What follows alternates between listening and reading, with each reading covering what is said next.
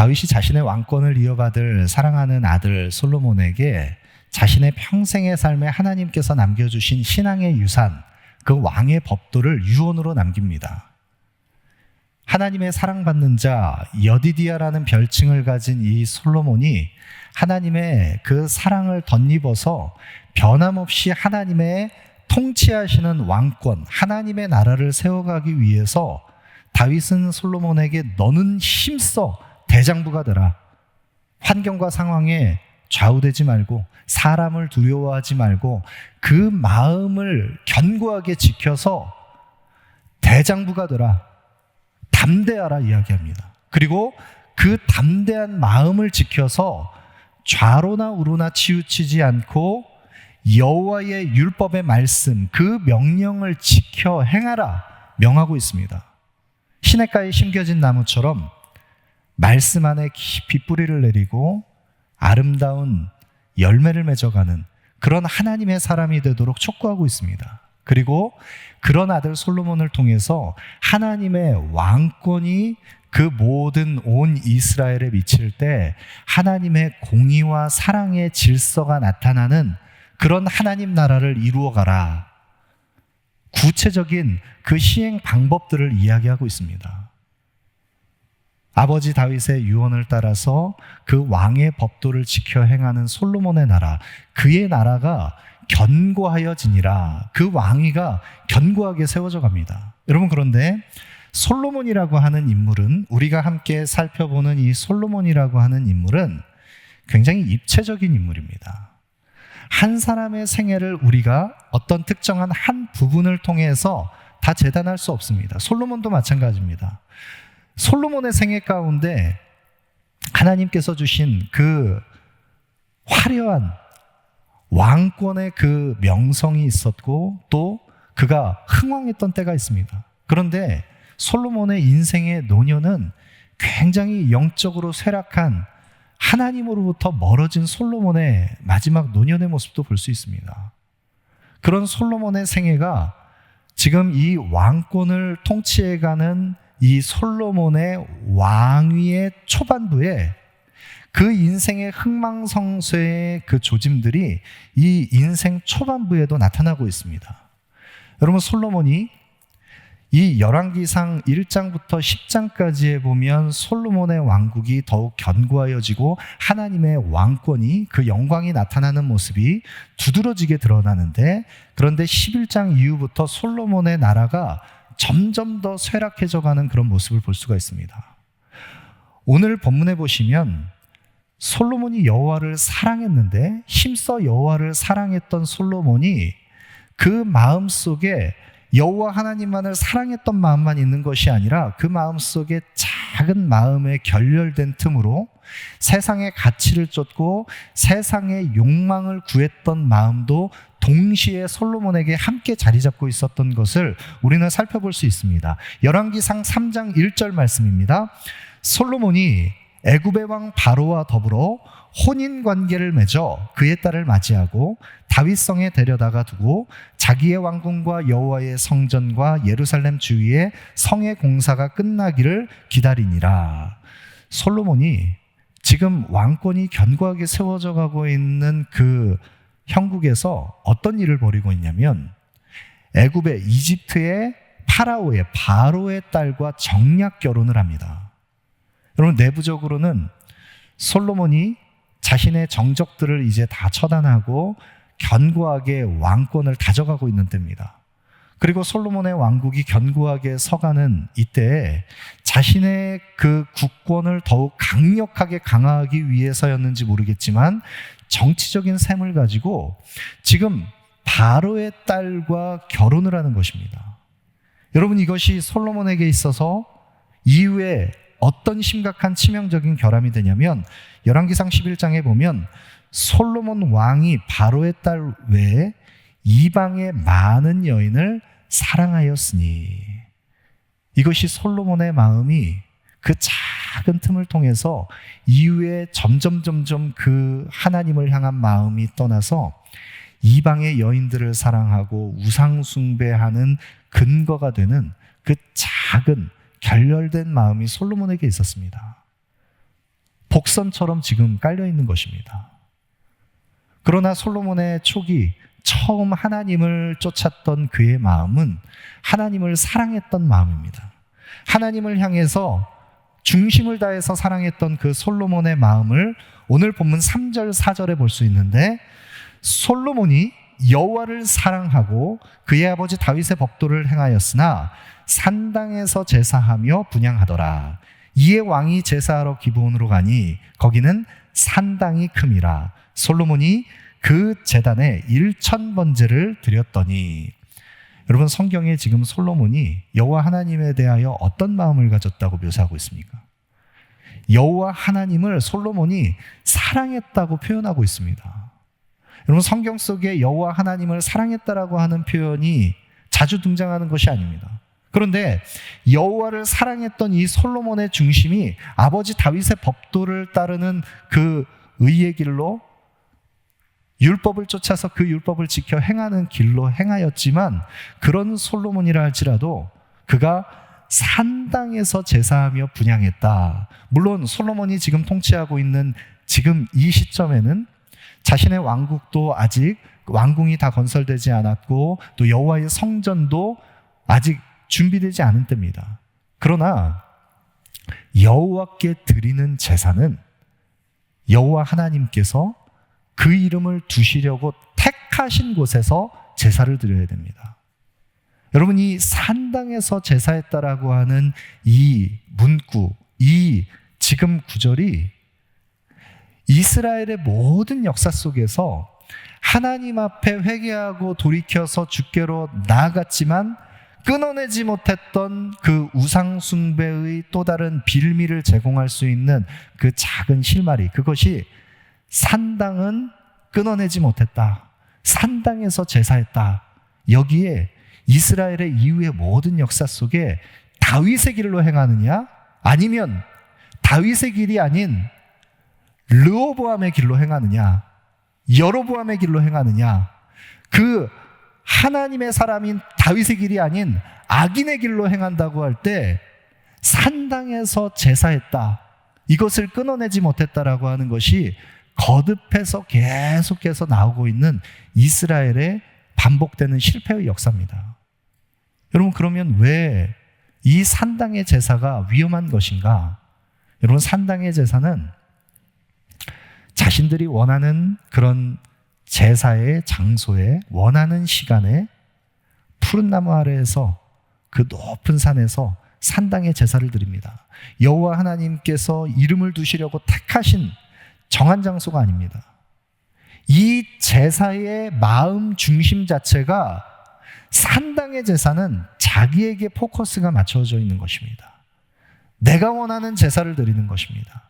그렇게 제사가 변질되기 시작하면 결국에는 그 제사는 푸른 나무 아래에서 산을 섬기고 나무와 돌을 섬기고 우상 숭배하는 것으로 변질되어 버리는, 자기를 위한 제사가 되어버리는 것입니다. 그것이 산당의 제사였습니다.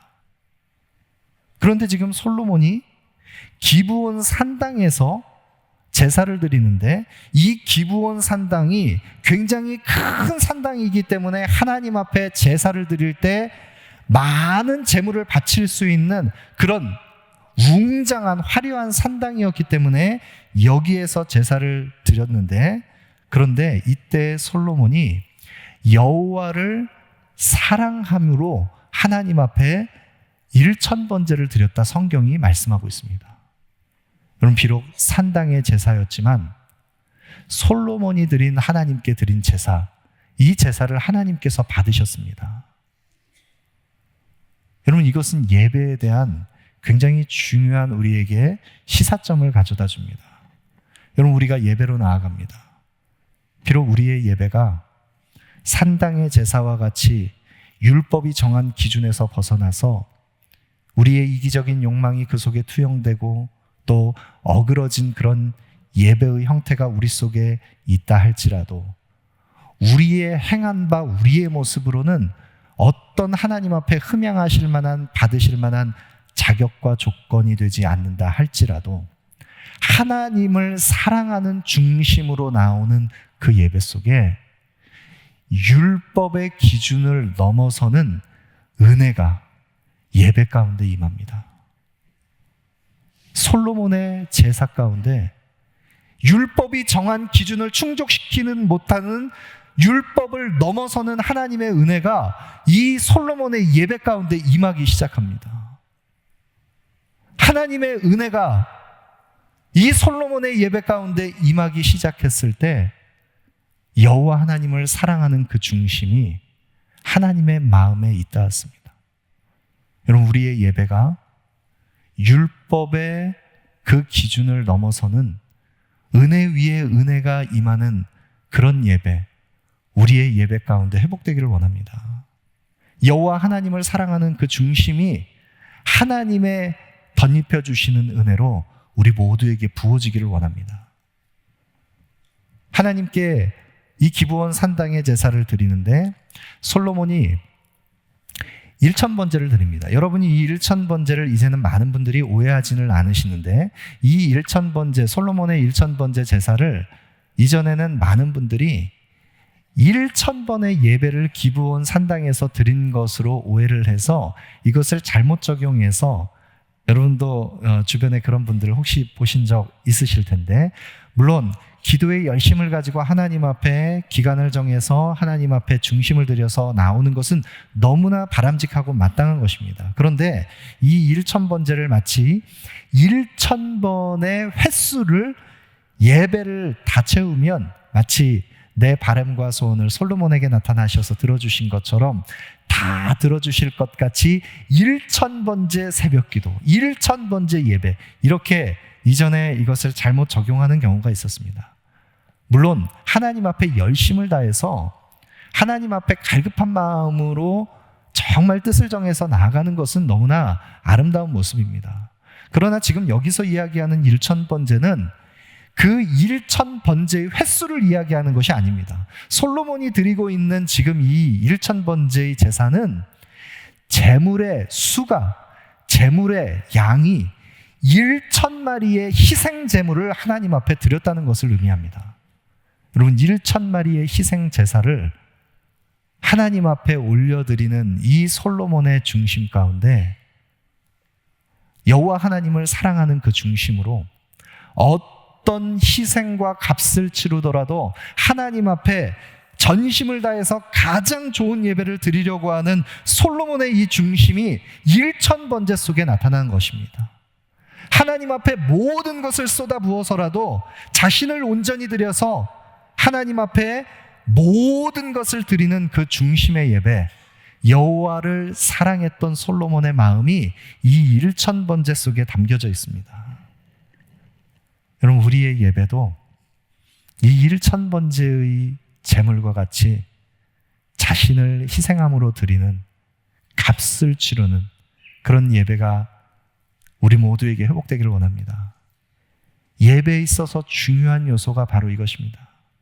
바로 희생 제물로 피를 흘려 각을 뜨고 자신을 내어드리는 그 예배의 헌신과 값을 치루어 대속물로 나아가는, 자신을 드리는 예배, 그것이 우리에게 필요합니다. 여러분, 그런데 오늘날 우리의 예배 속에는 자신을 희생 제물로 내어드리는 그런 헌신과 자신을 피를 흘려서 각을 떠서 자신을 하나님 앞에 온전히 드리는 그런 어떤 희생의 값과 헌신이 우리에게서 너무나 희미해져 버린 것 봅니다.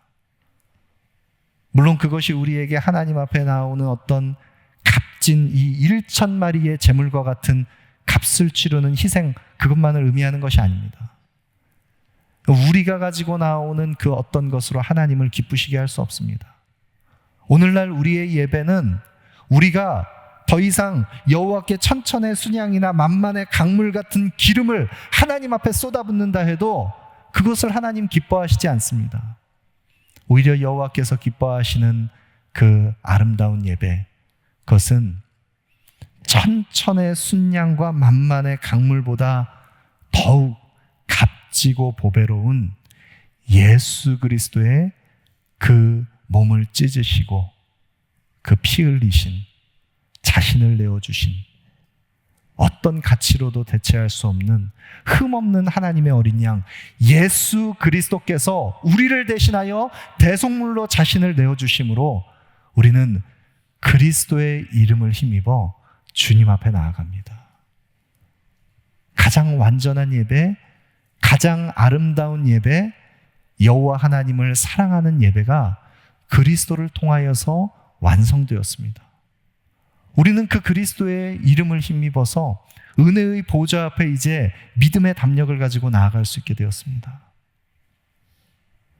솔로몬의 예배는 하나님을 사랑하는 값을 치르는 예배였습니다.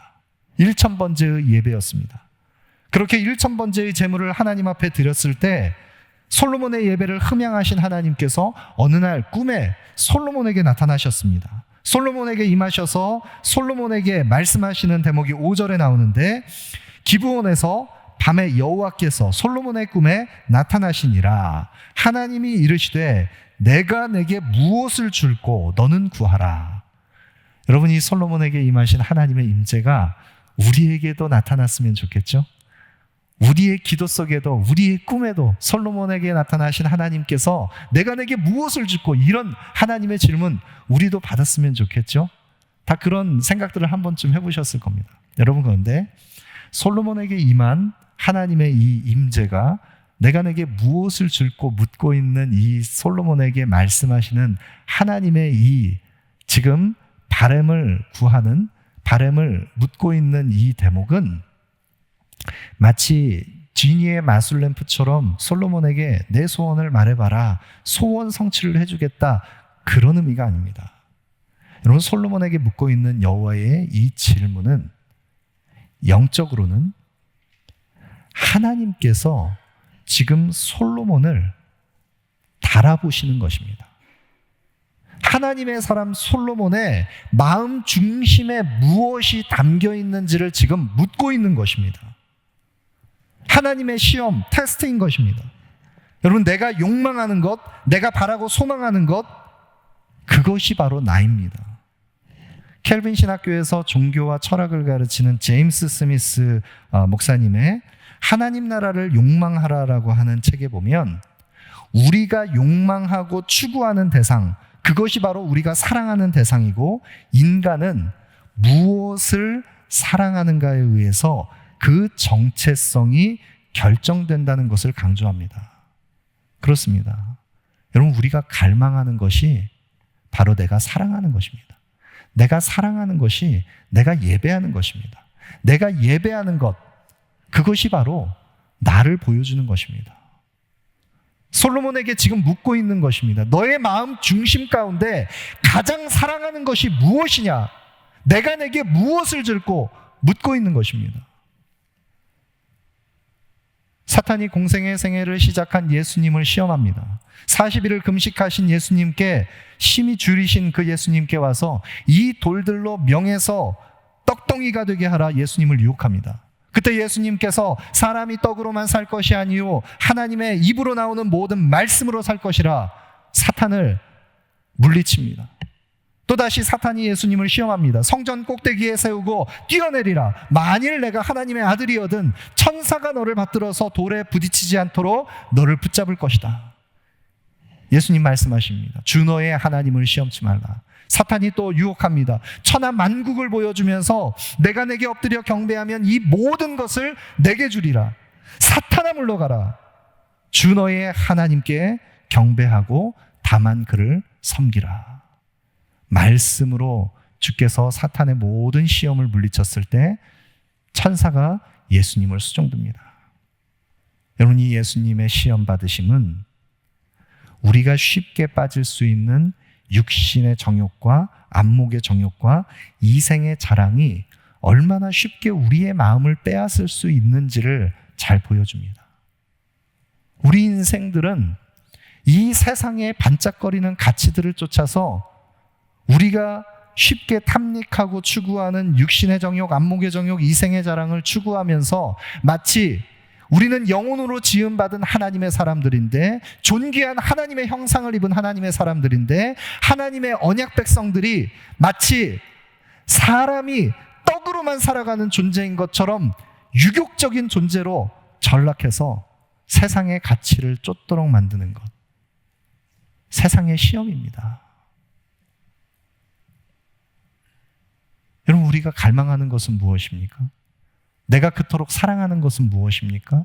나의 예배의 대상은 무엇입니까? 만약 오늘 밤 꿈에 하나님께서 여러분에게 나타나셔서 내가 내게 무엇을 이루어 줄까 물으신다면 여러분은 무엇을 구하시겠습니까? 명예를 구하시겠습니까? 재물을 구하시겠습니까? 세상의 쾌락을 구하시겠습니까? 내가 사랑하는 그것이, 내가 그토록 갈망하는 그것이 예배의 대상이고 나를 보여주는 것입니다. 솔로몬은 하나님의 뜻을 구했습니다. 하나님께서 맡기신 이 언약 백성들, 아버지 다윗이 여호와의 법도를 쫓아서 마음의 성실과 전심을 다해서 공의와 정직한 마음으로 주님을 섬기고 큰 은혜를 베풀어 주셨을 때 그의 아들 솔로몬이 그 왕위를 이어서 계속 이어갈 수 있도록 하나님께서 나에게도 은혜를 주셨는데, 그런데 하나님, 나는 작은 아이라, 종은 작은 아이입니다. 출입할 줄을 알지 못하는 이 연약한 저에게 이 수요를 셀 수 없는 많은 민족을 나에게 맡겨주셨사오니 이 많은 사람들을 내가 선악간에 재판할 수 있는 지혜를 허락해 주셔서 주님, 듣는 마음을 나에게 허락해 주십시오. 9절 말씀 보시죠. 누가 주의 이 많은 백성을 재판할 수 있사오리까? 듣는 마음을 종에게 주사 주의 백성을 재판하여 선악을 분별하게 하옵소서. 솔로몬이 구했던 것은 자신의 사명을 이루기 위해서 이 많은 백성들을 선악간에 재판할 수 있는, 심리할 수 있는 그런 지혜를 달라고 구하고 있습니다. 여러분, 이전에 개역 한글 성경에는 이 듣는 마음, 이 부분을 지혜로운 마음이라고 번역을 했습니다. 그래서 솔로몬이 구했던 것이 지혜라고 우리는 다 이해를 하고 있습니다. 지금 이제 개역 개정 성경에는 듣는 마음으로 원문의 뜻에 가깝게 그것을 잘 번역을 했는데, 그러나 의미는 같은 의미입니다. 지혜로운 마음은 듣는 마음입니다. 솔로몬이 구한 것은 여호와 하나님께 듣는 마음을 구하고 있습니다. 여러분, 지혜는 듣는 마음입니다. 지혜는, 성경이 말씀하고 있는 지혜는 머리에서 나오는 것이 아닙니다. 내가 가지고 있는 지식에서 나오는 것이 아닙니다. 이것은 마음에서 비롯되는 것입니다. 그런데 이 마음이 어디에서부터 그 지혜가, 듣는 마음이 비롯되느냐? 하나님의 뜻이 말씀으로 우리에게 임하여서 우리의 영혼의 좌소인 마음 속에 하나님의 지혜와 하나님의 마음과 하나님의 생각, 하나님의 뜻이 우리 마음 속에 임하기 시작하면 그 임한 말씀을 듣는 마음에서 지혜가 시작됩니다. 하나님의 말씀을 겸손하게 듣는 마음, 그것이 바로 지혜입니다. 하나님의 음성에 귀 기울여 듣고 그 말씀에 순종하고 그 길로 행하는 것, 그것이 바로 지혜입니다.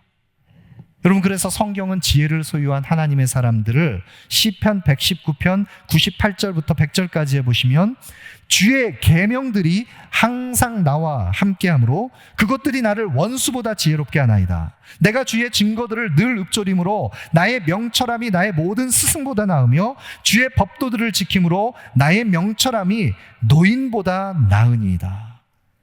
여러분, 하나님의 지혜를 소유한 사람은 그 어떤 대적들의 강력한 말과 마병보다 원수를 이기는 승리를 가져다 줍니다. 하나님의 지혜를 소유한 사람들은 노인보다 승한 지혜를 가지고 있어서 세상의 그 어떤 이치를 깨닫고 경험과 경륜을 가진 것보다 더 깊은 지혜로 우리를 이끌어갑니다. 여러분, 우리가 때로는 굉장히 연소한 사람인데 주변에 정말 지혜롭고 너무나 그 아름다운 그 신앙 인격이 빛나는 그런 사람들이 있습니다.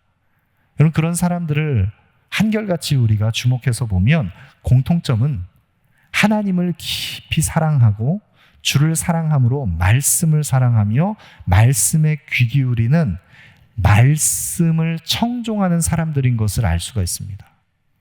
하나님의 말씀에 붙들려 있는 말씀의 사람들은 하나님의 뜻에 귀 기울입니다.